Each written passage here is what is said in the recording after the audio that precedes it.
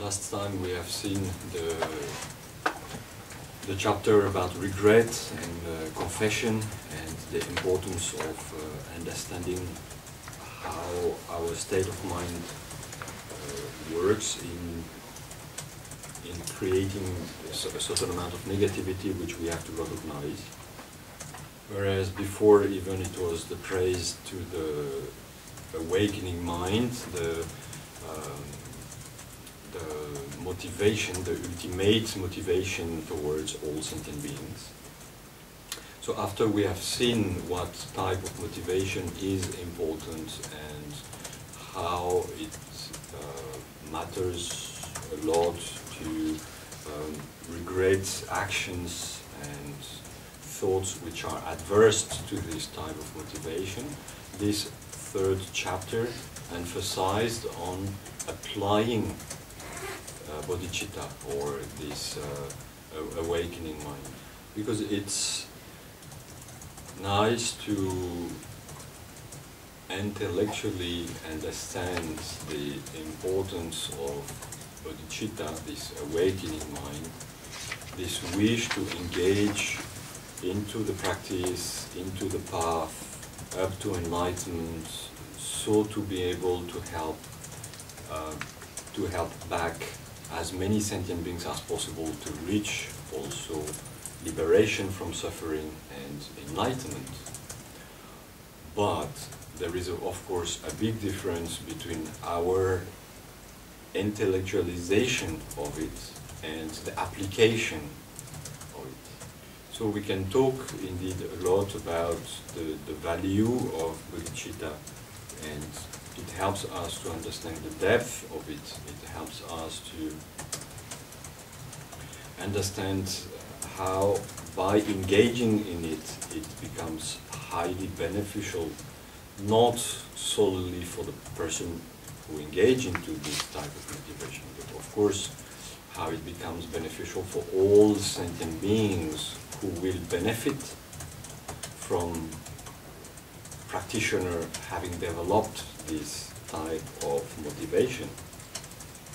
But beyond this understanding, beyond the different study and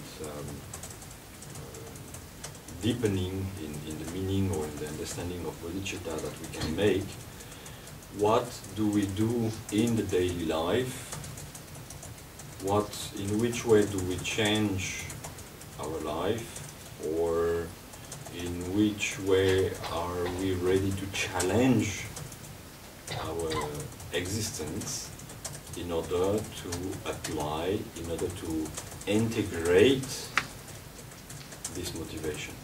It is from this chapter that comes the most famous sentence, often quoted from Shantideva, which says, let me find it now,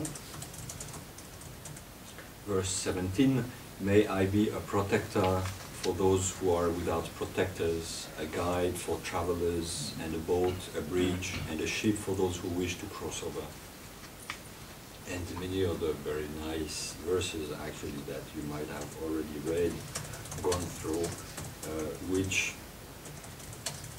enlighten the type of motivation that one can have, how far one is ready to go, how deep one is ready to go to serve all sentient beings, to serve all those who have created the causes that we can help them.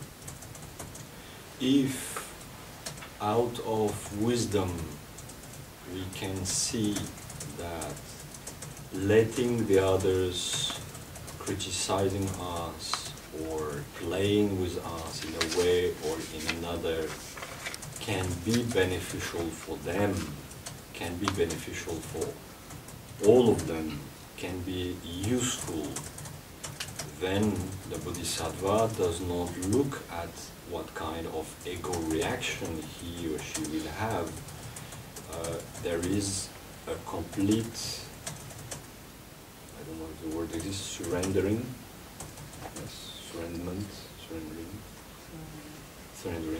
So there is a complete surrendering of one's own mind for the benefit of the others. Of course, it starts by out of wisdom. And that's, of course, an important part of it, because the point is not to suffer uselessly, simply out of the idea that suffering can be good for the others or for our practice. It is absolutely not the point. The main point is whatever it takes to help efficiently the others, I agree, I accept to perform these actions. I accept the situation as it might be, even if it goes against my ego, even if it goes against my pride, even if it goes against my comfort, because I wish that as many sentient beings as possible reach the state of ultimate happiness. In many ways, actually, it is what was the path of the Christ. If we read between the line of the various texts that have reached us, the least changed by the different council later on. But when we read a sentence, a verse like the verse 13, this verse says, "Let them play with my body, let them laugh at me and ridicule me. What does it matter to me? I have given my body to them." So, following this understanding, we have to look at how the bodhisattvas of the past have engaged into the practice, have engaged into the societies, into the life, into the spiritual path, with the main aim to help as many other beings as possible, in many various ways.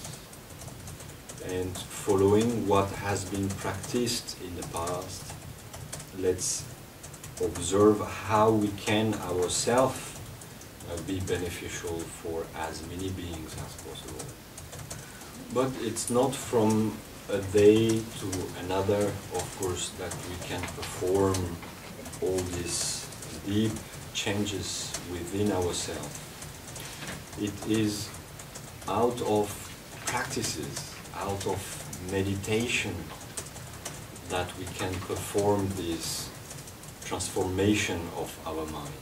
So many times in several prayers we say, "May I generate this awakening mind."